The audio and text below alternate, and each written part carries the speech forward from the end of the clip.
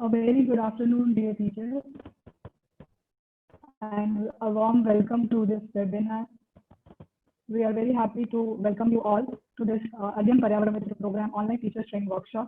Uh, it's a pleasure to have you all with us for this program and the enthusiasm and the interest you have shown in this program. It's really encouraging. Just before we proceed, I'll just introduce myself. My name is Preeti. I'm working with Center for Environment Education. I am looking after Northern Regional Office as well as the National Level School program. So in today's webinar, I have with me other panelists who are working in different offices of CE, who will be taking you through basically guiding you what is the program all about and how do we start our journey in this program. The way we have planned this 2 days, 2 hours webinar is like 1.5 hours, basically 1.5 hours is basically devoted to talking about the program and how activities are designed and how you can take it up. And the last half an hour is planned to take up question answers from you after listening to all those sessions. You will have a lot of questions in mind so that you can ask. So we would encourage you to basically write your questions in the Q&A section. Our colleagues will be like simultaneously also looking at on those questions and answering them, and we will be taking some of them at the end of the session. The 4 sessions we have planned basically look into the what is the overview or the background of the program and what are the themes which we under the program and what are the different activities designed for each of the themes which will be taken up by each school. And then how do we document and prepare our report to submit it to as part of the program. So this is how we have planned this program. Now I would like to welcome my colleague Priyanka Sinsinwar, who is basically head for the Jaipur office, and she will be taking you through and basically giving an overview of the program. So Priyanka, over to you. Thank you, ma'am. Hope I'm audible. Yes. Yeah, thank you. So here we go with the journey of synthesis of the program. So as you may know, this program is under a joint initiative of Wipro Foundation and Center for Environment Education. Wipro Foundation is a foundation of Dr. You might have heard about Mr. Azim Premji, and it's the CSR part of the Wipro company, and it's working basically in ecological sustainability, community care, and education across the country.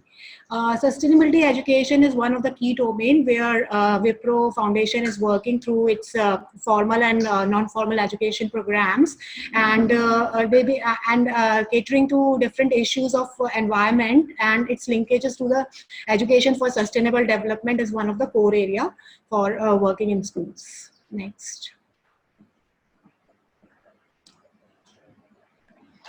Center for Environment Education, as you may know, it's a Center for Excellence established in 1984 under Ministry of Environment, Forest, Climate Change, Government of India.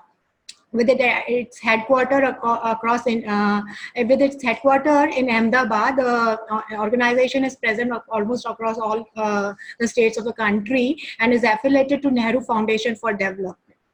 This national level institution is working in the field of environment education and education for sustainable development through its programs focusing on awareness and awareness building, material development, and model projects for environment and sustainable development.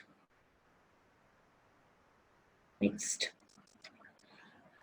As we go, as I've already mentioned, the Ardyan is an initiative of Wipro which was started in 2011 for schools and colleges, and is one of the largest sustainability education program. This program at present caters more than 10,000 schools across the country, and basically it's a program where is being catered in 3 themes, which we will be talking in upcoming sessions and details. And all the themes and the activities relates to the sustainability education. Basis the submission of the schools for this education initiative, 10 best entries are being selected every year at national level and being facilitated for with the Ardyan Award. Next. Here you can see a glimpse of last Ardian award ceremony at Bangalore, which was held for the for felicitation of winners and the best 10 entries across India.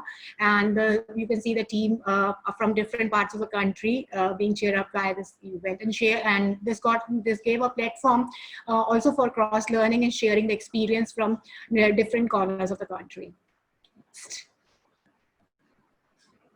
Paryavaran Mitra program is an initiative by late Dr. APJ Abdul Kalam and was initiated on 24 July 2010 when the national program, the National Green Corps, marked its decade. And this program basically aims to guide students and engage students in a learning by doing approach and also have curriculum linkages. The program is basically catering activities in 5 thematic areas of environment, that is water and sanitation, waste management, biodiversity, greening, energy, culture and heritage. These 5 themes and having sustainability education cross-cutting across all these 5 thematic areas. More than 2 lakh schools across our country is part of this network, and they are working either through the Eco Club approach or through whole school approach through facilitating the program through curriculum transactions and classroom activities. The program draws its philosophy on the learning cycle, which I think all our participants are well aware of. I mean, like coming from the teaching background, they might have. I mean, like they all have studied about the learning cycle curve, and this program is basically enforcing that mechanism also. That is like explore, discover, think, act, and share. This explore, if we go, I mean, like this program, these environment education activities provide students to explore the different issues in their immediate environment and discover different facts associated with it. And then think about from the perspective of all the stakeholders who are affected or affect the issue, and then taking a appropriate decision according to the local environment and also having a match with the global scenario. Finally, it comes for sharing of the activities and sharing of the projects, and different actions have been taken by the students and the schools for sustainability education. Next. So as I've mentioned in my previous slides, one is the Ardian programs initiated in 2011, and other is Paryavaran Mitra program, which was initiated in 2010, and this got collaborated to cater environment education along with sustainability aspects across the country in 2013. CE is facilitating this program across 10,000 schools of 8 states: Bihar, Gujarat, Chhattisgarh, Madhya Pradesh, Maharashtra, Rajasthan, Uttar Pradesh, and West Bengal. Though it's a national program, any school of India is free to participate in this program and can submit their entries for this program. And this program basically aims to support sustainability education initiative by supporting students immediate environment and in their school campus or around it. As you may know, this current year, the COVID pandemic has already posed many challenges and also has changed the scenario of working for all of us. Many new platforms are coming up, many programs, programs are being revived according to the pandemic situation. So the Ardian program has also been, revived for a few areas where like working in small groups, which we will be taking, every aspect we will be taking in upcoming sessions, but and working from students from their home and reporting the issues for their for the environment which is around their home is also allowed. So this year also gives an option to students to understand environment and all the concepts in their immediate local context, and not just going by symbolic activities, but to relate the different relate different sustainability education areas and the effect on environment and other allied issues. Next. The program, as I've mentioned, is also being facilitated through classroom transaction process, and in both the approaches, either by club or either by classroom transaction, has curriculum linkages according to the national education policy. It covers it covers the concepts in different thematic areas, and basically covers a few major concepts which the policy favors for every student of India to learn, like planet being the only habitat for human and other life form to survive, along with the importance of the limited natural resources, their different properties which is affecting and being affected by human activities and other processes of this earth. And then like how these resources are being utilized for for various activities like production, food, communication, and how the culture has been and how the civilization thrives on basis of the availability of these natural resources. Also the program the program shares the effect of different communities growing and the inaccessible the unequal access to these limited resources across the country, across the globe, and also being affected by different constitutions in terms like the social and other discriminations. Then through this program, if the student participates in these, since I've mentioned it is a learning by doing approach based program where the students have opportunity to explore the issues, to work on them, to think. So it also provides ample of opportunities to students to develop different skills, which is the one of the critical area for which our education policy also drives for, that is like teamwork, recording, documentation, and collect data collection, research, then analysis of data, reflect on the data, and also the presentation skills through creative writing, creative design, and and presenting their findings in a very different form.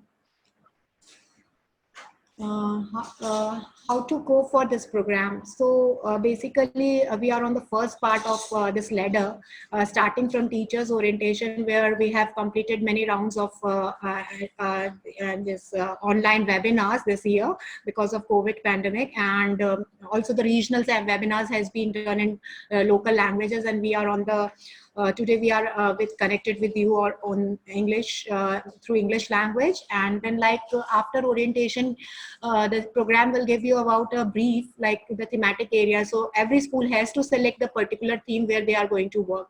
Any school can school is free to select a particular theme, or also they can work in all the three themes. So for that the teacher has to make a group and of about 3 to 5 students from 6 to 12 standards. The group can participate in one theme, or the similar group can also present the report for different themes. But there should be a due concern given that all the students doesn't get repeated in different groups, though the mentor teacher can be similar for different groups. So team has to take part in either one theme or different themes, and for facilitating the journey or making the reports and working on different aspects of the environmental themes and its linkage with the sustainability. A resource book has been provided on Paryavaran Mitra website. It's www.paryavaranmitra.in, where you can find the resource material available along with the allied sheets and allied data which can help teachers and students who are participating in this program. After going through different activities, the group has to document its experiences and then go for a synthesis of their finding and present in form of a report, which needs to be submitted by 15th November 2020 through email. Next. After receiving the entries, as mentioned, the last date is 15 November for receiving the entries. There will be a national jury for shortlisting of best 23 across the country, and these teams will be facilitated by through a national event where these teams will be awarded through a cash prize of 50,000 and participation certificates for all the individuals of these teams. Next. So here the first session ends, the overview of the program. Over to you, Preeti ma'am, for the next sessions. Okay. Thank you so much, Priyanka. It was wonderful to actually how you take us through what is this program and what is the background. And talking about the Paryavaran Mitra program, just wanted to conclude with like you see a handprint in the logo of the Paryavaran program, which actually talks about how can each of us can take individual action, a positive action for say, conserving environment and for sustainability. So that is the idea, and you will see this philosophy in the entire program, the way we have designed this program and the way you will take up activities. So basically, getting each of the teachers, each of the students who participate in the program to basically adopt handprint action and become a Paryavaran Mitra. So from here, we will go to the next session, which is basically gives an introduction about what are the themes in the program and how do we understand these themes in the context of sustainability, which is a common link between all the three themes. So when we talk about sustainability, what do we understand with this word? So because everyone will have their own explanation, there are a lot of definitions available, and in Hindi it is called tikau. So something which like in the Indian community you would have heard this word that whatever we purchase we feel that it should be tikau. So tikau is very much where we as an Indian community we think that whatever we buy or whatever we actually collect or have in our life, it should sustain for a long time. The similar idea is also true for the nature or for the environment. So how do we sustain? How do we sustain nature around us? How do we sustain natural resources around us? And so there are like through our interaction across India, we have actually discussed this in great length, and different teachers have given their own explanation. So there are some explanation which we are sharing here, which actually gives a different perspective of how do we understand sustainability. So it's something which is a like where we are able to maintain or sustain the resources or the environment around us. There's something which is enough for all, and also it actually something which is as per the carrying capacity of the earth. And then we have to think about the coming generation. How do we leave our planet in a situation condition where even our coming generation can enjoy the resources we have, clean air, clean water, and rich biodiversity. So all these things actually gives an idea what do we understand by sustainability. Getting into the little theory of what is sustainability. So there are three core dimensions to understand what is sustainability, or we can understand it from the point of view of sustainable development, a development which has three different dimensions. Usually, when environmental issues started emerging in around 1960s and 70s, people started looking at environmental issues from a different point of view, because it was that the way the entire globe or entire countries were developing, we saw that there are something going wrong with the environment. So then people started looking at and making connections, and then this idea emerged like we need to see all these issues from the lens of like three lenses, which is environment, people, and economy. So like all three circles, if you see, are well connected. If we leave any circle, we will not be able to achieve sustainability. So because we get all the essential services from the planet, and for that we need to, for sustaining our society as a healthy societies, or maybe nurture our community, and then all these factors also lead to a sufficient economy.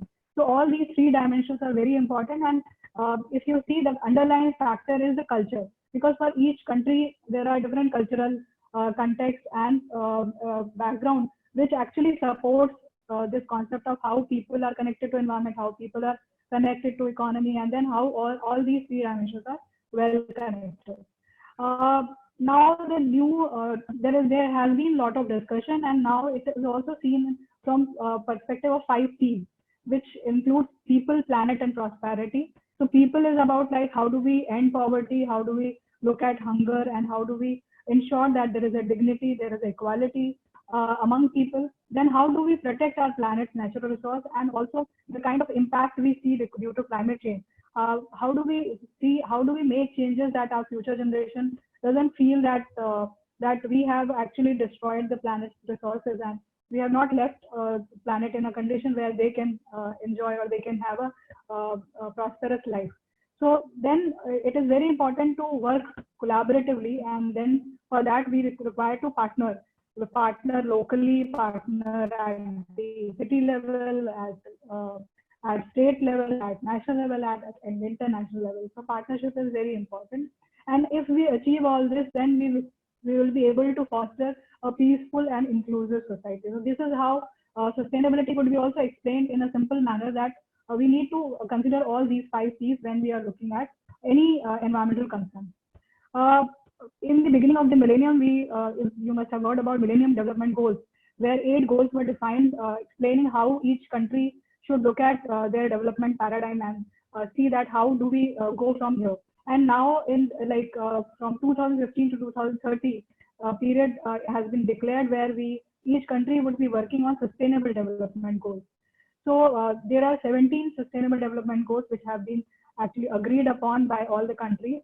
And goal 4, if you see, is actually relating to all the school systems, which talks about quality education. In the Millennium Development Goals, we have looked into education for all, like reaching out to all children so that they come to school and they get an opportunity to study.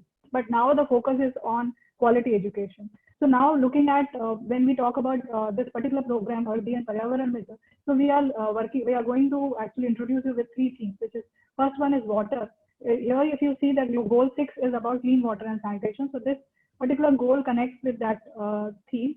Then basically goal 14 and 15 is about life below water and life on land, which talks about how do we look at biodiversity and what are the sustainable development goals in that area.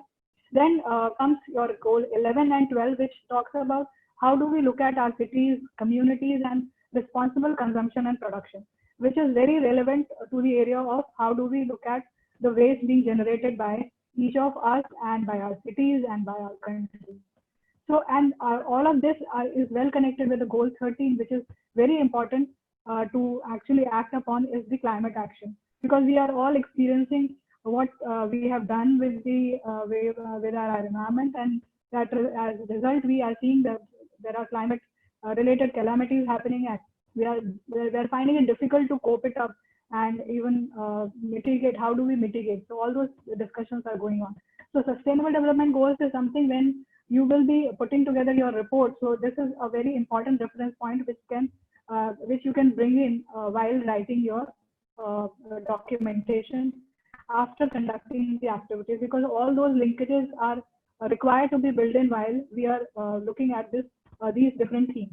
So coming to how do we basically do the sustainability education. So this program has premises on that we will work with schools where schools will, because this sounds very difficult in terms of when we go and explain to students like this is sustainability education. So we have converted this into an activity-based learning program where children themselves explore, discover, think, and act on that, and then share their findings as a report. So with that particular area, there are 3 themes which are part of this program, which is water, biodiversity, and waste. And you may select what, like after when we have briefed you about different activities under each theme, you may select a theme which you feel your students will be able to do, and you'll be able to connect it with your own regular syllabus and curriculum. So going to what are the core issues and concerns with these themes, water, biodiversity, and waste. We have been listening about water as a key concern, reading in the newspaper. There are a lot of stories coming on social media talking about how so many regions are water scarce, and there are a lot of predictions also. If next world war happens, it will happen for water, and there are a lot of news which actually gives us an idea that how grave situation it is in India as well as globally, that we are facing extremely high water stress situation. So why this situation has come? Because the way we are using water, if you look at, there are 3 key sectors where we use water. One is the agriculture to produce our food. Then second one is for our own domestic use, and then comes industrial sector. So if you look at all these three sectors, so it's the agriculture sector which takes up the most of the water consumption happens there, and then second one is the domestic, and the third one is the industry. So if we go by data, the situation is not very good. So this particular theme helps students to analyze and understand situations from their own situation. Basically looking at how water comes to their home and what happens to water, and how do we understand usage of water at various areas, and then what do we do for that as an individual action. So because this year we are not taking a program at the school campus level, so the entire program has been adapted in a way that the children are able to do the activities at home. So in the booklet, you might find that we have mentioned that at school campus, students need to do this activity. But this year we are asking teachers to get all those activities to be done at home, and we will be also sharing with you that how these activities can be done at home. The second theme is biodiversity. Basically, biodiversity is something which makes our planet as a living planet, and is basically understood in three spheres or three areas, where we understand that it is an ecosystem diversity, then there is a species diversity, and then there is a genetic diversity. So in three levels we understand biodiversity, which is actually covered. So what is happening with biodiversity? So there are a lot of direct factors as well as indirect factors which are actually putting a lot of pressure on biodiversity. We are changing habitat. There are invasive species which have been introduced. There are a lot of over-exploitation of natural resources, which is leading to pollution, as well as leading a lot of threat to the biodiversity. So even around us, you might have observed that there has been a lot of campaigns for sparrow conservation. We used to see during our childhood that sparrows were very easily spotted. But now we have to run a campaign to see that sparrows are back. And each of these species has their own role in the ecosystem. And then when they are not there, then we realize, oh, why this is happening. Like similar to the picture you see on the slide is the vultures, which are called as Safai Karmi of the nature, which cleans our environment and keeps the balance of the nature cycle. So there are a lot of direct factors and indirect factors, like such as economic activities, like mining, and even you see a lot of activities happening around river banks, and then it is about like how population is increasing, and science and technology, the way socio-political and cultural factors are also affecting biodiversity. So in this particular theme, we are looking at children observing and understanding biodiversity in their own neighborhood, and also taking steps to build their knowledge. Because when we know something, when we appreciate something, then only we will be able to care and save that. So that on that idea, this particular theme has been introduced in this program. Then comes the third theme, which is about the waste. You could see that what we have done to our planet, and whenever you travel out of your city or out of in a village or a town, you will see such sites where there are big landfill mountains, easily spotted, and you could see a lot of birds and a lot of ragpickers roaming on those landfills. So these landfills actually have resulted due to, because we are understanding about waste, like we don't understand, or we don't actually want to understand what happens to waste when we throw it out after dustbin has been given to the waste collector. So where all this waste goes, so it stays in environment, and we need to make our children realize that what kind of lifestyle we want to adapt, that so that we don't become a wasteful society, but become a society which conserves resources, and that's why we minimize the amount of waste which is generated. So one of the facts which has been given in one of the reports is that if we continue to basically produce waste in the same manner, we will require space in about 3 cities, Hyderabad, Mumbai, and Chennai, to actually put that much of waste on as a landfill. So we don't have that much space, so we have to actually take action so that we don't create more problem for upcoming society. So why do we need to take action on this? It's because we only have one planet. We don't have any plan B. So we have to all have to work towards conserving our planet and see that our coming generation, our future generation, actually appreciate and care for whatever they have got and take appropriate action to conserve all this. So with this, second session ends, and we will just do a quick poll before we get into the next session to see that how much basically we have understood so far. So there is a screen on your you could see a poll on your screen where there are 4 questions. You could take one of the option which you feel is correct, and then we will share with you the results. The first question is asking about how sustainability can be described in 3 domains. Then second one is talks about which is the highest consuming sector for water. Then third question is about biodiversity is explored at 3 levels. What are these 3 levels? And then what is the best option for dealing with waste? So I would request that there is a 2 minutes time if you could vote. So you could see now results of the poll. So for the first question, sustainability can be described through 3 domains. So 68% have selected wastewater and biodiversity. Yes, for this particular program, we have these 3 things which need to be connected with sustainability. However, 36% have said society, environment, and economy. So sustainability is basically explained through these 3 domains: society, environment, and economy. Then second question is which sector consumes highest amount of water. So 61% of you have said agriculture. Yeah, that's correct. It is basically agriculture sector takes around 91% of water, which is the highest consuming sector. And then comes the domestic and the industrial sector. Then like the third question is biodiversity is explored on 3 levels, where 50% have said that ecosystem, species, and genetics. Yeah, that's the right answer. And the other like forest, river, and ocean, those are ecosystem example of ecosystem diversity. So and then the fourth question is what is the best option for dealing with waste? So like 50% is for recycle and further reduce. All options are correct, but as first step, it is said that when you reduce waste at the source, it is the best option to be opted in the case of waste management. So reduction at source is the best way of dealing with waste. Then comes the reuse and then recycle. So that is how the waste management is dealt. So with this, we get into the next session, which is about how to conduct activities and the REACH team.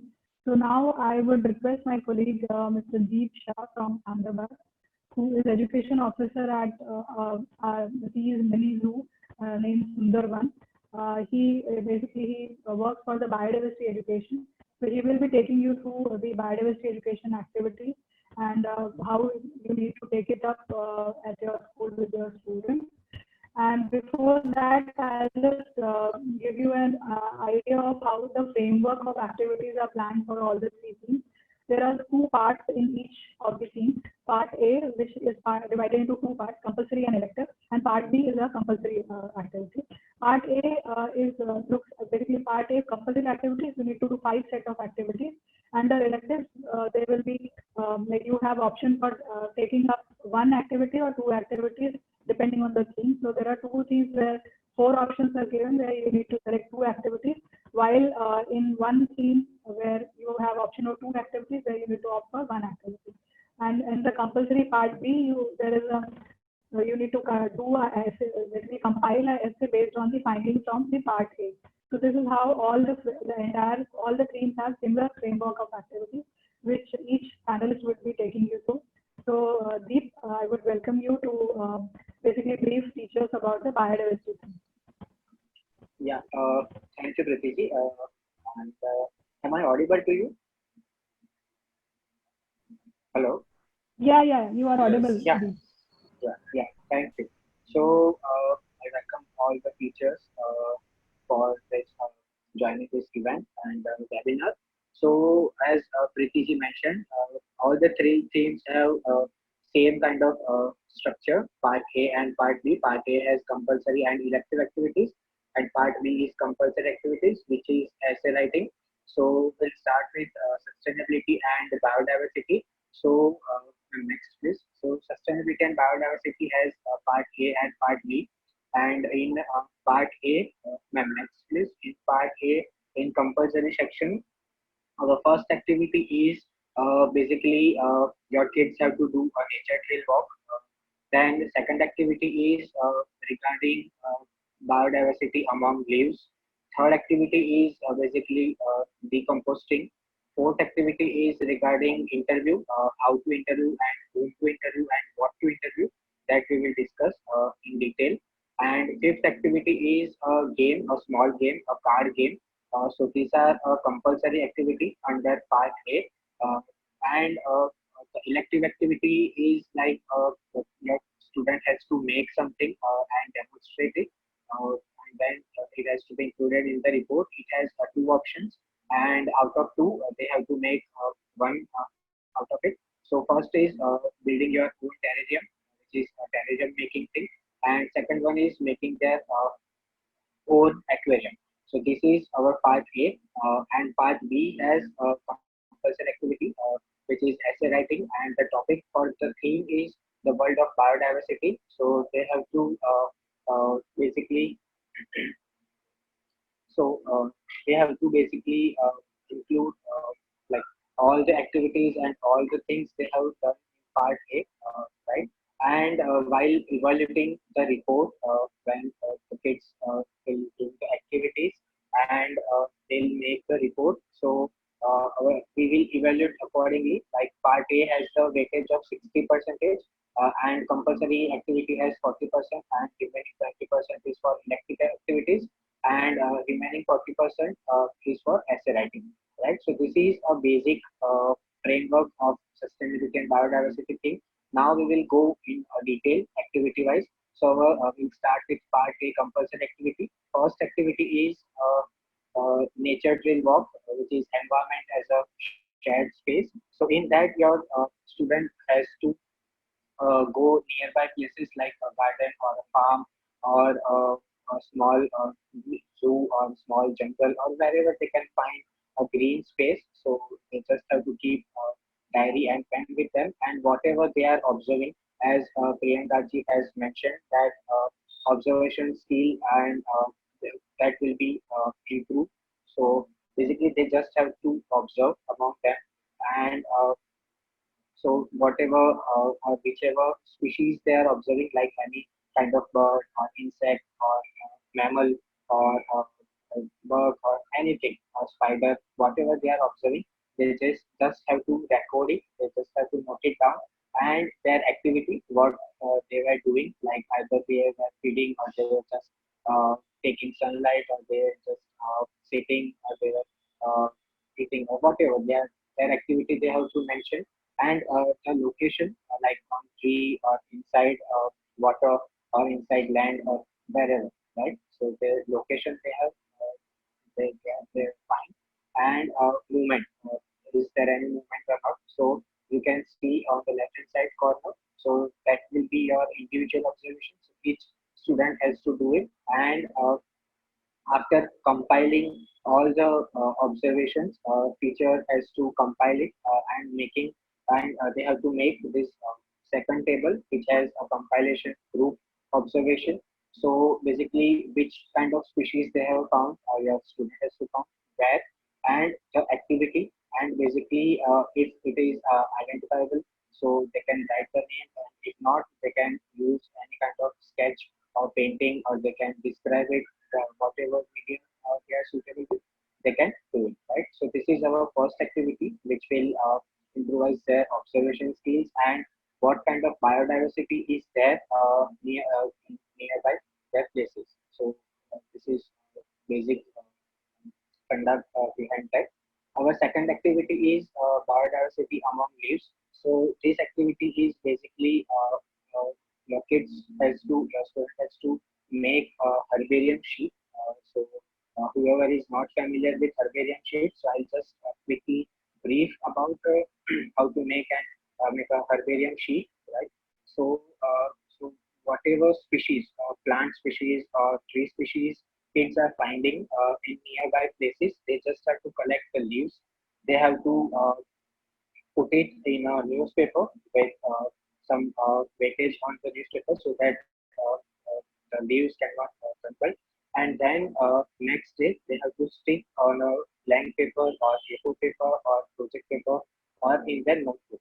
And they have to mention the name, like the species name, what species is it, and usage, actually, how do we use or how it is used in nature. So this is a herbarium making shape. So what looking forward to this COVID situation. So we have two options for this activity. So first one, as I mentioned, while going on a nature trail walk for the first activity, they can just collect the leaves and they can make an herbarium sheet for that, or else the leaves which are used in our household purposes like banana leaf or mint or tulsi or coriander or pudina or palm, whatever, right? Uh, Tajpata, right?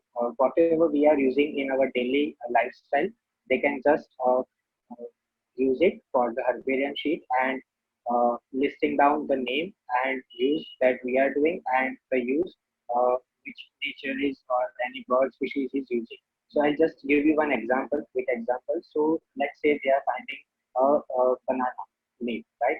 During their nature trail walk. So they just have to, as banana leaf is quite difficult to stick, so they just have to mention a banana leaf, and a banana leaf is used for various purposes, like we use for religious purposes as a plate or biodegradable, making of biodegradable materials, or its flower is used for cooking purposes. Banana itself is a cooking material, right? And if we talk about nature, so many birds and mammals use it as a food or as a nesting material or just collect it for like making their nest, right? So we are just talking of one species. So whatever species and whichever species they are finding either in their home or nearby places, they have to make their herbarium sheet, and it is not any kind of compulsion that they have to make one or like two or three or four herbarium sheets, uh, whichever and whatever herbarium sheets they want to make, they can. And if it is not possible to stick the leaf, they can draw the leaf and they can just mention the details as I told you, right? So this is our second activity. Our third activity is leaf munchers. So basically, it is about decomposting, right? So we know how nature works and how leaf, like a plant grows and leaf falls, and out of that, using decomposers, it decomposes into a mineral, and again that minerals has been used by the plants for their growth purposes, right?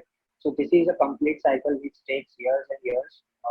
So this is the process which your students has to understand, and they have to make a small decomposting pit in their home, or if possible in their school also they can make. So what material will be required for conducting this activity?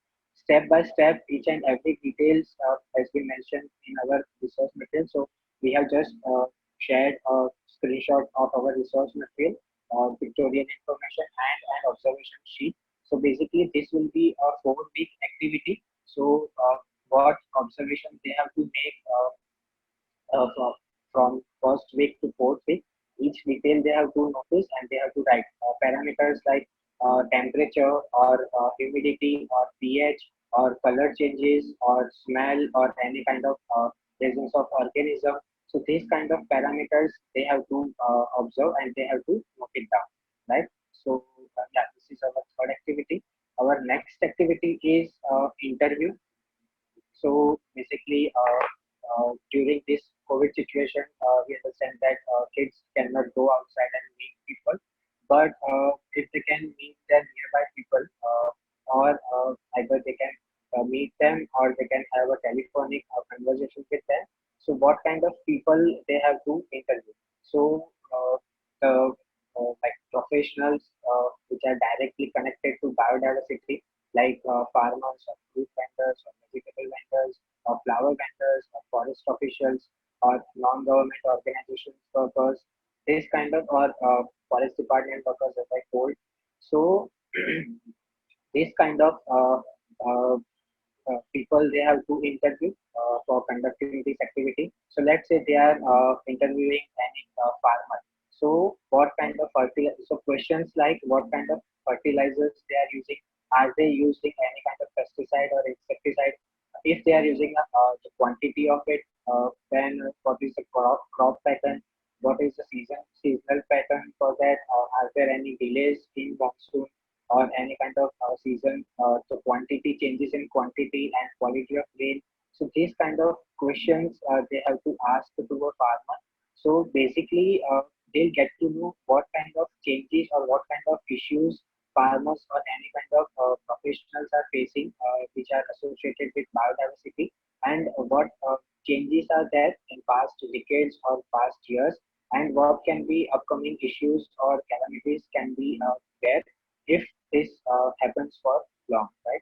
So this is logic behind this activity, our fourth activity interview. Our next activity, fifth activity is, as I told, it's a card game. So this is related. Sorry, this is related to our first activity, which is nature field walk. So what they have to do is whichever organisms, let's say any birds or any insects or dogs, as I told, whichever organisms they have found, so they have to relate it with their processes, their ecosystem, and their habitat, right? So this activity has four different parts.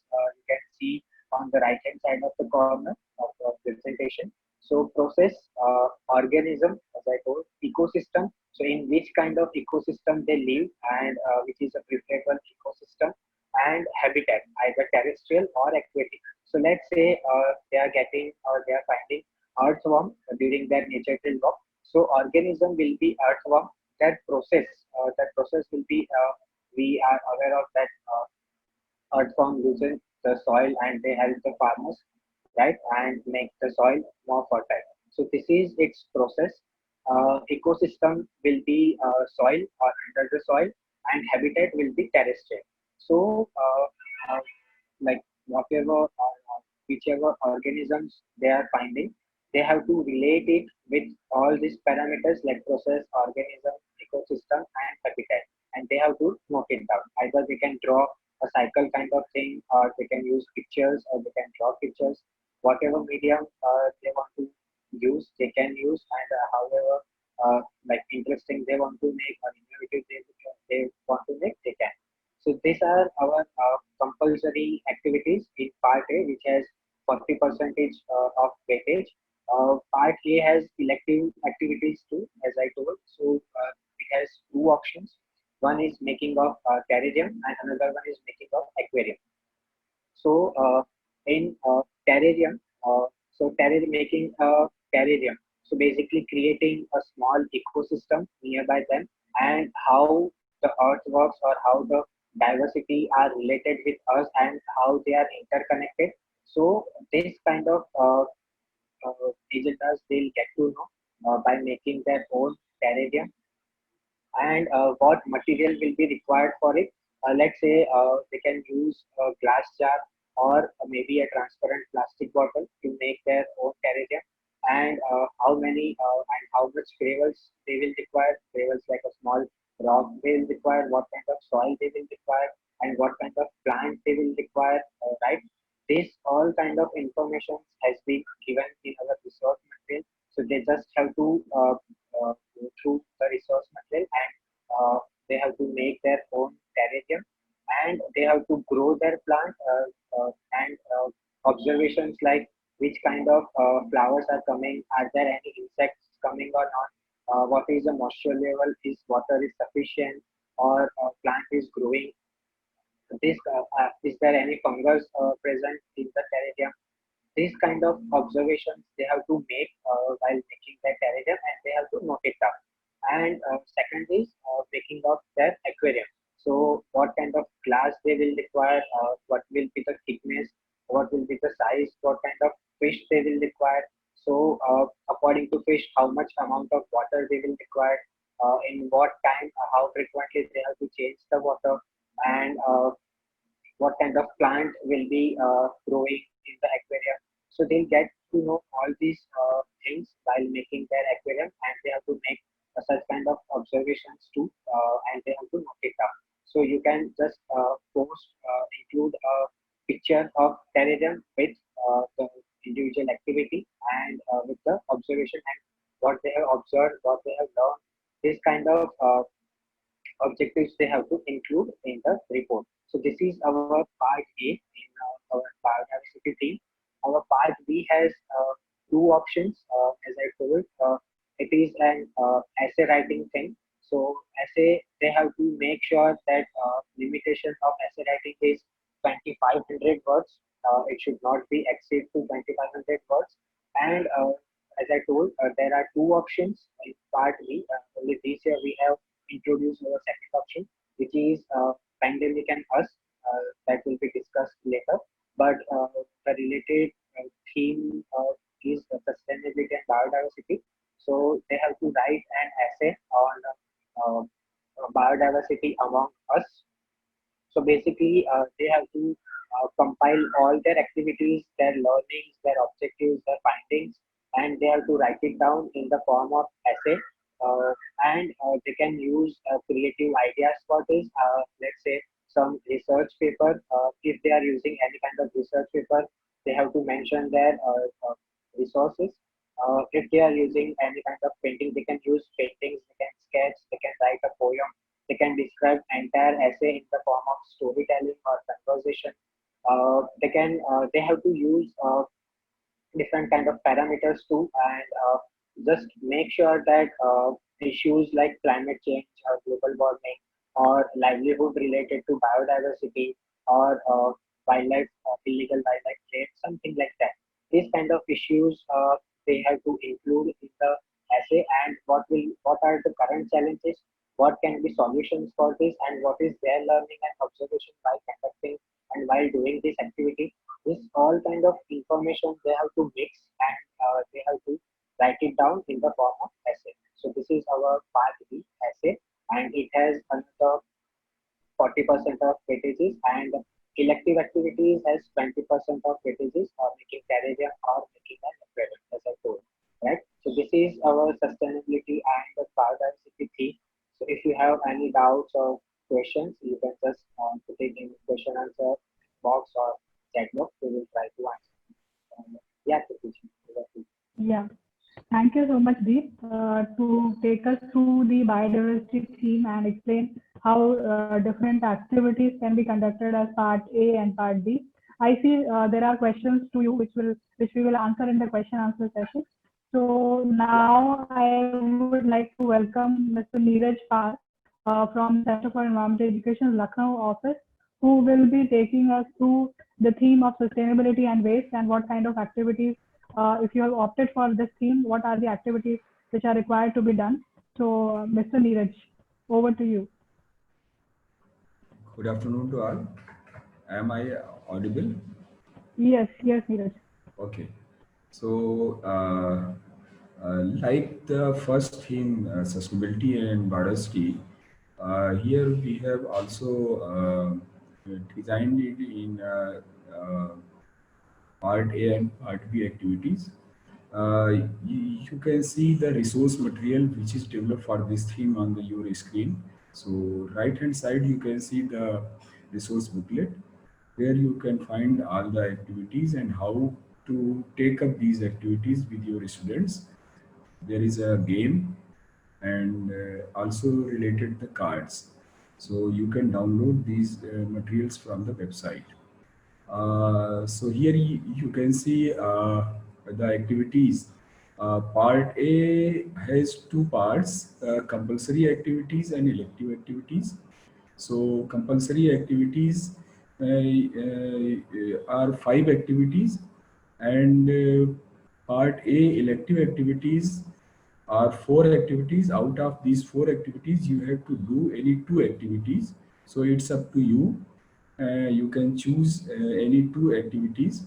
And part B is compulsory, which is essay writing. So part A activities, compulsory activities include waste scavenger hunt, which is based on auditing the waste. So second activity is waste categorization. So how many types of waste students can find. Third activity is focusing on where does waste go. So student can understand the processing of waste and how waste is managed. And fourth activity is based on the segregation and composting. So there is also learning how we can minimize waste by processing the segregation at the source, and some component which is biodegradable can be converted in the compost. So this is fourth activity. Fifth activity is based on a game where we can apply the R's mantras like reduce, reuse, recycle, and make our school or our home a zero waste campus. So these are part A compulsory activities. Part A elective activities are four activities. Out of these, four, two can be done. So first activity is then and now. So this is based on an interview. So here students can learn the past scenario and present, how we are celebrating our festivals. Second activity is the packaging problem. So basically this is focused on the packaging issues. Uh, Third activity is based on the agriculture and waste. So this is also based on the interview. So here students can interview a farmer or family member. And fourth activity is a day in the life of waste workers. So our Safai Mitra, how they perform their duties. So this is also based on interview. So you can see part A and part B both score 100. So part A can give you 70%. So compulsory activities give you 50% marks, and elective activities give you 20% marks. So this is 70%, and part B, which is based on the essay writing. So here you can get 30% marks. So now we will see how each activity you can perform with your students. So first activity is waste scavenger hunt. So this activity is based on the waste audit. So students can audit their waste. They can use the table given in the resource material, and they can write down waste emerging from their homes. So basically, they can categorize the waste like recyclable waste, biodegradable waste. They can also see which type of resource material is being used in the waste. They can also look on how a product become waste. Is any product which is waste for us can be used by someone else. So these are some points which can they note down, and they also weigh, take a weight of their waste and mention in the table. They can also identify 10 waste items which can be reduced, which are not more used in our life. So this is first activity. The second activity is based on the waste categorization. So basically this activity tells the categories of different waste like e-waste, construction waste, uh, hazardous waste, dry waste, recyclable waste. So there are three components in this activity. So there is a waste matching exercise in the booklet. So students can go through this exercise and learn about different categories of the waste. The second activity is also based on game. So in the resource booklet, there are cards, so students can use these cards and learn which waste goes in which bin. So this is based on identifying the waste type and selecting the right bin.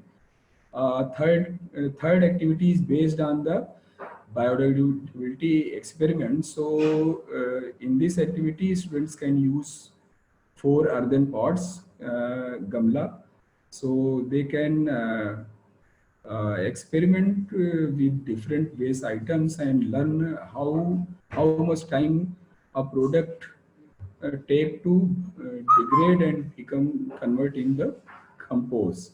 So third and fourth activity. So third activity is based on where does waste go.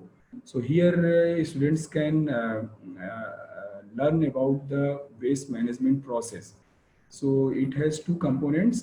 Part one. So part one, where student can find out where waste goes. So generally we throw the waste in the bin and waste collector come to us and we give the waste to the waste collector. But after that, what happened to that waste? So they can discuss with their family member. They can find some person from municipal body who can explain them, or they can also search on net what are the processes in different cities. Part 2 is based on the case studies. So in the booklet, there are 4 case studies from different cities, and where they can compare how these cities are going for waste management. So this is activity 3, and activity 4 is based on segregation and composting. So here we can go for segregation and reduce the amount of waste which is emerging from our homes or schools. So it promotes the segregation of waste at source, and we can use the biodegradable part of the waste to make the compost. So this is also based on experiments, and the student can use a bucket or a pot, or can dig a small composting pit in backyard or in the field, and they can use biodegradable part of the waste in making the compost. So this activity actually takes some more time, and you need to plan accordingly so that you can complete all the activities timely. Activity 5 is based on a game. So here you can see 3 types of cards we use in the game. So basically, this game helps to consolidate all the learnings which we get from all 4 activities, and also we can apply these learnings to our home and make our home zero waste. So basically, a green card explain about the good and bad practices. So like if in a garden there is a leaf litter and someone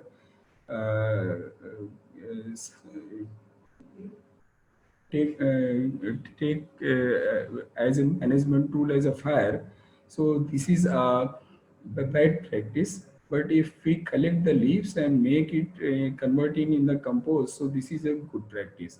Red card explained about the R mantras like reduce, reuse, recycle. So we can apply these R mantras in our home and try to make our home zero waste.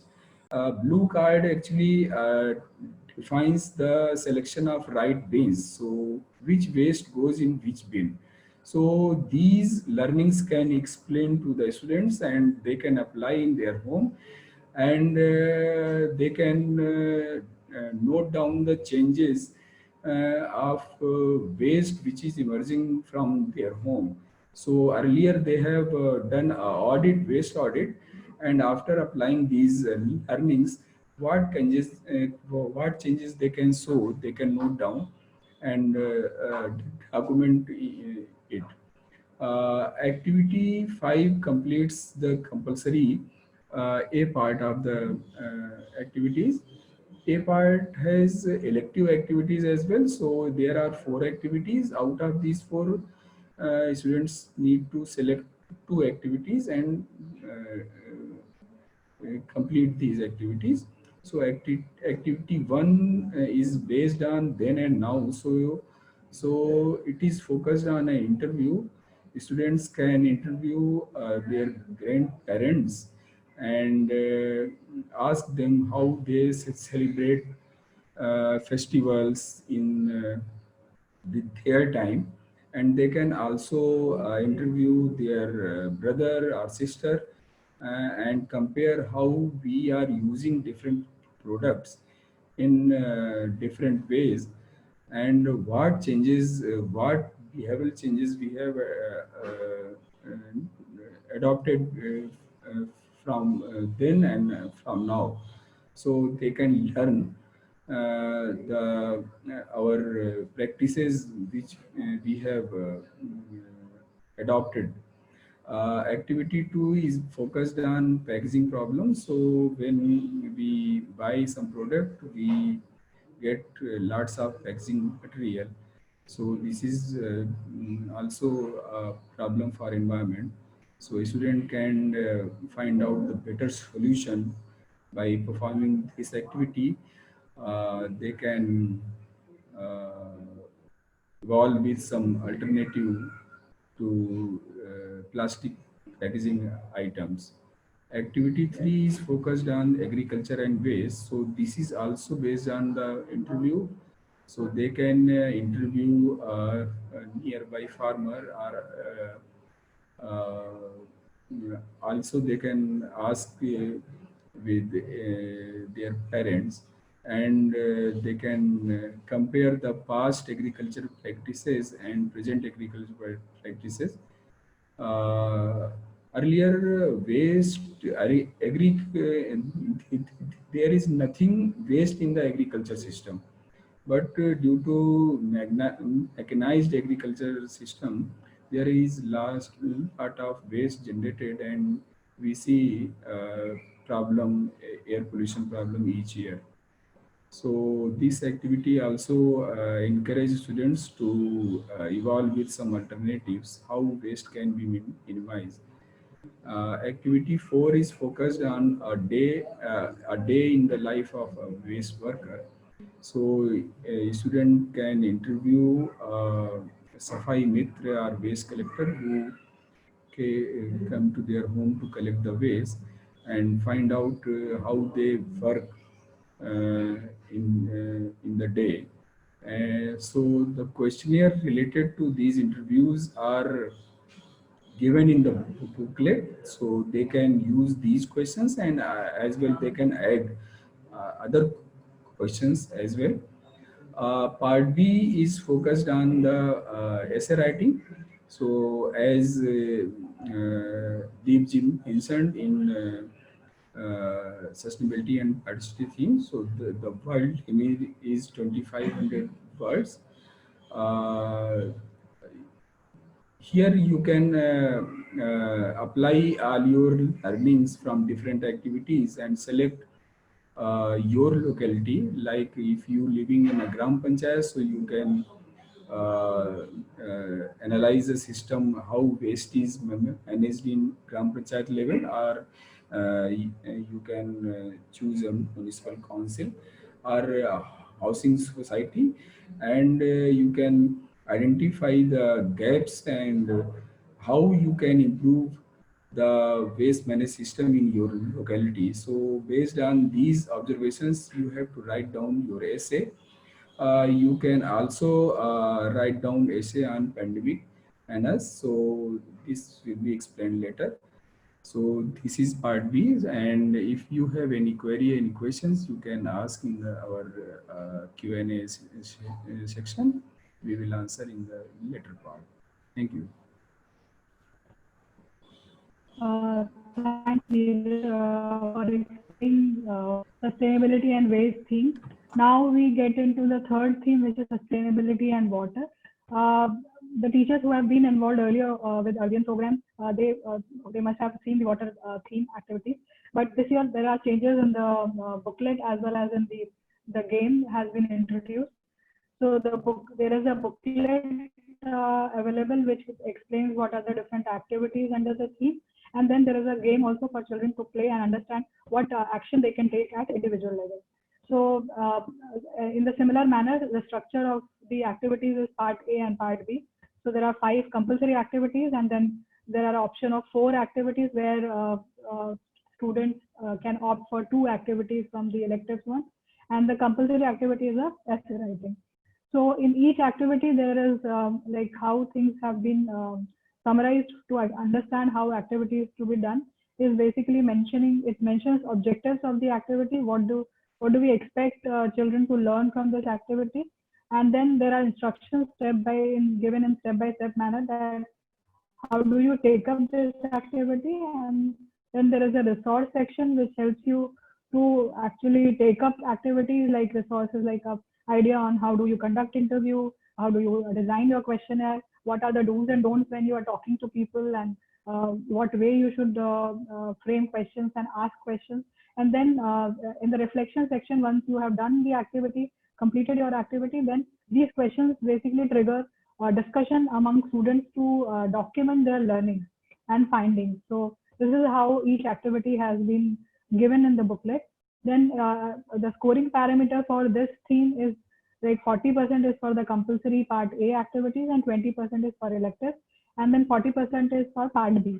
So this is how water theme activities are structured. Then as part of part A compulsory activities, there are 5 activities where children need to conduct an interview minimum with 3 people coming from different professions who actually connected to water sector. Then second activity is conducting water audit at home. It is mentioned in the booklet as a school, but it needs to be done at home. Third activity is about how do you estimate what is the rainwater harvesting potential. This is also to be done at home, so children can do the estimation. And then fourth activity is about how do you make a functional project, like children are basically work on different models, creating models, basically giving a solution to certain, sometimes science-related models are prepared. Here, it is suggested that children prepare water conservation and management-related models, and even come up with new ideas that they have, and then share it in the report. Then fifth activity is about looking at case studies, finding what are the different successes and failures, and examine what factors worked, which factors did not work, and how things happen at field. So basically giving them a real life situation to understand how things work on ground. So like going to interviews, what are the different stakeholders whom their children can interview. So looking at the situation as they cannot move out, so we would suggest that they can start from their home. They can interview their family members. If they know some farmers or fishermen, if you are in that area, so you can also interview farmers and fishermen. If you're aware about some service providers like borewell diggers, plumbers, or sanitation workers, so those can be also contacted for conducting interview. Then you can also look for some people or activists or NGOs working in your own area on water conservation, and even talk to some scientists or people who work in this sector like water resource department. So these are certain suggestions for this year that whom the children can interview. Second activity is about how do you audit water at home. So basically there are 4 aspects when we talk about water audit. It is like what is the source of water which is coming to their home, and then how do they store water at home, then what are the different usage points and how much usage is happening, and then how water disposal is done. So whether it goes to sewage treatment, or whether there is a soak pit, or it goes to storm drain, or there is an underground sewage system. So basically giving them an idea what is the source from there, where they're getting water, and then what happens when you have used water and it has been after going it through the drain. So this water audit helps in that, and there are worksheets given in the booklet which helps to help student to compile information, collect data. So for each aspect which I mentioned earlier, it's basically looking at what are the quantity of water drawn from sources, then what is the storage capacity, whether it is kept in drums or underground tank or overhead tank, how much water it is stored, and then how many times it needs to be filled. So how much water is required per day, and then estimated for per month, and then annually also it can be estimated. Then comes the what is the quantity of water which is used in various locations. So it is for floor cleaning or dishwashing, or washing clothes, or gardening. So there is a simple method given in the booklet how children can measure usage of water at different points. So this can be done. So this particular activity requires some time to actually conduct. So we like after briefing, we can guide children to take up different aspects of how do they conduct the water audit. So from your team, you can like ask at least two members to conduct this water audit, because there is another activity connected where you can compare two different homes where how water consumption is happening. Then next activity is like estimating what is the rainwater harvesting potential for their own home. So finding out and measuring what is the area of catchment for their roof, and then what is the total annual rainfall for their particular area. This can be easily actually found out from the meteorological department, or from the Google search. You can find out what is the total annual rainfall of the area, and then being based on the surface type, runoff coefficient can be estimated, and then total annual harvestable rainfall can be estimated first with this formula. And then connecting it to the earlier activity where children have done the audit and estimated how much water is required, they could calculate, they could compare that what is the water demand and how much water can be conserved. So through this activity, children are able to understand the consumption as well as how do we do the conservation. Then fourth activity is about like how do you create different models for conservation and management. So there are 5 suggested models given in this activity, in this particular activity, where children can go for any one model. They can opt for one model and then prepare that model and understand how it functions and how it is prepared. And then what were their learnings while preparing that model, and how are there any changes they have made in the model, or what are the practicality of that model, acceptability, and what are the challenges. They can take feedback from their own parents or their own students and teachers, and then compile that in this particular activity. So first one is the washing hands. It's called TP Tab. It's a model created for rural schools where like hand washing is before midday meal and after midday meal, children can wash hands with minimum amount of water and without touching the source of water. So this is one very popular model which is being promoted, and this demonstration can be created. Then filtering grey water using planted gravel filter. So like through inlet pipes, you can send grey water, and then from outlet pipe you could see how plants and gravels can help in filtering the water. Then how do you prepare rainwater filter is the another idea given. And then for garden irrigation, the wick and the bottle irrigation example is given you, which can be easily basically created a model at home as well by students. And then the fifth model is about how do you create bunds to conserve water and see how water can be stopped at certain locations so that it percolates down, and what are the role plants playing in such methods. So like reducing on how soil erosion can be tackled, so that these ideas students will get. Then case study section, there are case studies given in the booklet, which students can select any one case study and review that case study and look at what are write a short summary of their own understanding of how have they understand that particular case, and what are the solutions which have been implemented in the case, and what are their ideas could have been done in that case. So it is like not more than 400 words children have to write their thoughts. So in the fifth activity, now comes the electives, where there are 4 options where any 2 activities can be taken up. So there is a water quality activity, then hidden water in our food. So looking at, because water is the highest consumption of water is happening in the agriculture sector.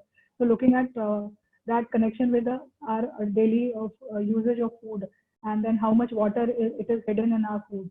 So that's the activity. Then understand water usage patterns. So that I mentioned in water audit that if you get your 2 students to do the water audit, so this particular activity comparing school campuses, we can do comparing school, basically comparing 2 homes of students, where how do you look at what is how water usage is happening. And the 4th activity is about playing a game.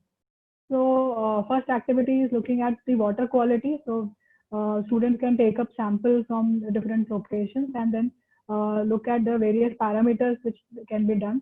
So like from 1 to 6 parameters can be easily done without any lab requirement, but from 7 to 11 they might require laboratories to do the test. So we would suggest that looking at the COVID situation, and we might not find a laboratory test. So from 1 to 6 students can take up the water quality test analysis. And if they find that there are any samples which has some problem in terms of smell, or there are suspended solid, or there are some like issues with the water quality, so they could apply water purification methods. So there are certain methods mentioned in the booklet which can be applied, and which the student can try out with the sample, and then write their own observation in the report. Then second activity is like hidden water in our food. So this has 2 parts. First part is like children need to talk to a farmer to find out for one crop how much water is used to basically grow that crop. So they understand that what is the amount of water which goes in growing one crop. And the second part is like they need to select one meal they eat in a day. So any one meal they can opt for, and then write what they have eaten, and then put it in the table, and calculate how much water footprint is involved in that particular food. For example, if they are having roti made of wheat flour, so like around 200 gram is used to make that roti. So overall for 1 kg, it is 1,854 liter of water is required.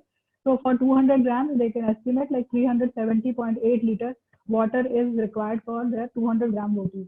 So this is how the estimation is done. There is a reference table given in the booklet which helps them to actually select water footprint as per the meal they have taken. Then third activity is like instead of comparing school campuses, we will say comparing 2 homes where how water usage is happening. So students can compare total water usage, number of people on that in their home, then what is the per capita usage, what are the water expenses related to the water consumption, and then what are the top 5 users in both the places. And they could also find out if there are conservation practices being adopted in any of the homes. Then fourth activity is like play a game, which is called Springs and Drains. It is based on the snakes and ladder game. So if children are having snakes and ladder game at their home, so that can be converted, and the ideas and the activities which have been suggested in the game can be used while playing that game, so that children can understand what action they can take for water management at household level and community level, which can help conserving water. So basically, drain is for the snake, and the basically spring is for the ladder. So they can play with that game. So that idea is given on the in the booklet as well as the game. So that soft copy is available, which we will show you after this presentation on the website. Then there is a part B, which is about writing an essay. The students can select any local issue which is impacting water resources. They could also think about any water and sanitation related issues which is found in their area, which is a village, town or city, and then brainstorm on ideas and solutions for what can be done for long-term sustainability related to water, connecting it to various aspects like agriculture, for domestic usage, and energy, and how it is connected to all other aspects, because the water stress situation is becoming very bad in each part. So now coming to the part B, which is for this year, it has been introduced that children can also look like they can opt any theme and do the part A. For part B, there is an option open where students and teacher can select pandemic and as a theme and write their essay on this particular theme rather than the chosen theme. So this there is an option available if you are working on say waste theme. You complete the part A and then you can opt for part B for pandemic and art. So the option is available. So you need not do both the part B, but you can do this particular aspect. So under this, children needs to look at the local situation, how pandemic has impacted the environment, communities, livelihoods, and behaviors. So there are list of questions given in a note which helps which will help children to team of students to initiate discussion and reflect upon and then write on that. And we feel that water, biodiversity, and waste are the core of many of these questions. So basically, this particular area, pandemic and us, will help them to explore, learn, and ask questions of the situation they have, and then write it in the form of essay. Now we come to the session 4, which is the last session, talking about how do you document your the activities you have done and how do you submit your report. So as a teacher, you need to work as a mentor or guide to help students to create their material, to write their understanding, their reflections, raise questions, and take down their notes. Encourage them to talk to their friends, families, to find out how do they see different themes. And we would suggest that you encourage them, students, to write their own whatever activities they have done. They should do their own writing rather than you helping them to write it. So just guide them and facilitate the discussion and encourage them to do the writing. So basically, evaluation committee looks into how students have understood it and have documented it. Then, like after going through the orientation, you would have a question in mind: how do I start?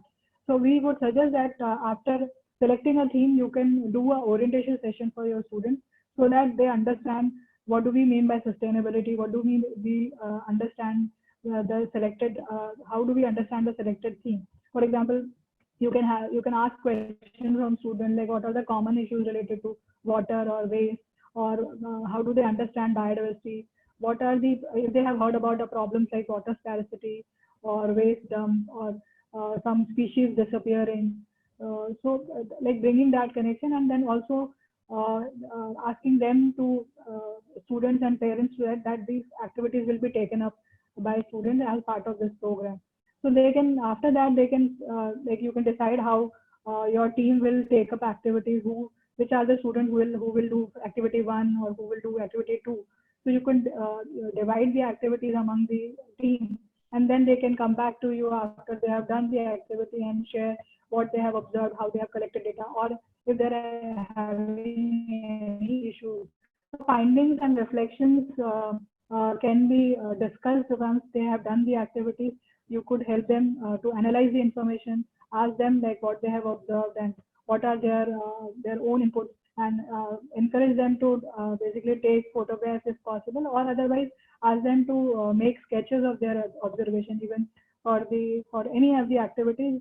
If there are students in your team who are good with sketching or making drawings, so you could use those skills for making the reports.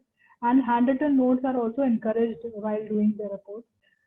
So how do you document your report? So part A, there are a few suggestions which you can think about of like while documenting the report. You can use storytelling format.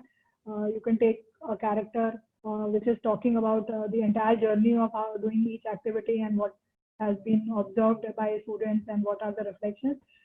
Poems could be also written by students, short poems and haikus and couplets. Then drawings and illustration can be included in the report. If there is a facility available, you can do photographs, video. These can actually drawing, illustration, photographs, data charts, graphs. These I think will supplement your report. They will enhance your report.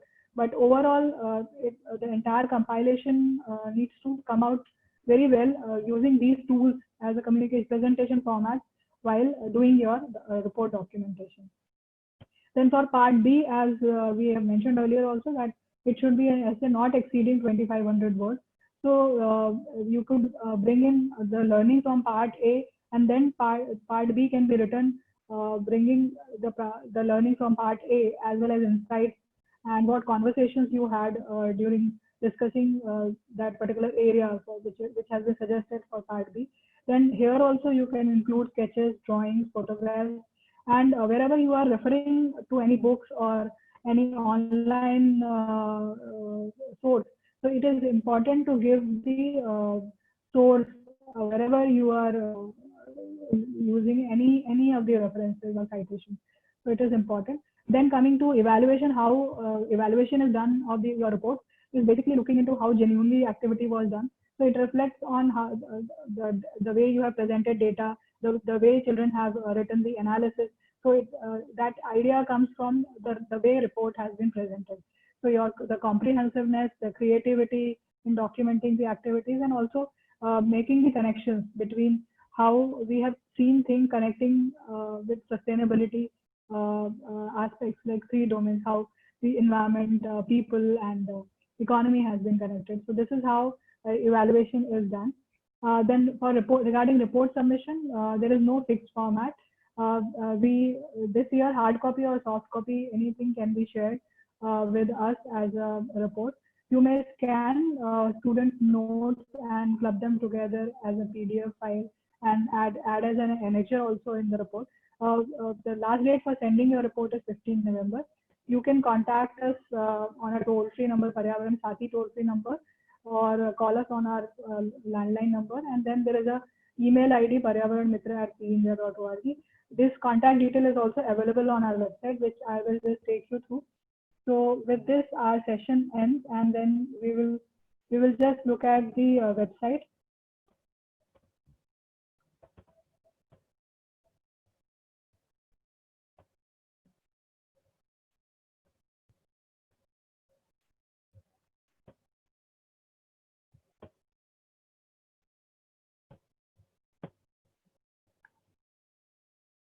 So you are seeing the Paryavaran Mitra website.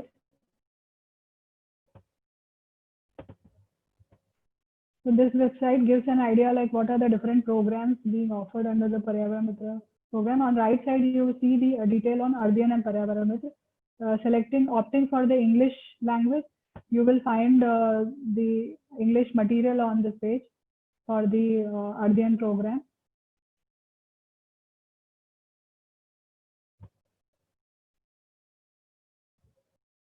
So like there are 4 sections about the program, how to join, about the themes, and how to take up activities. So we will go to how to take up activities, where all the material which we have mentioned in the presentation is available, which can be downloaded.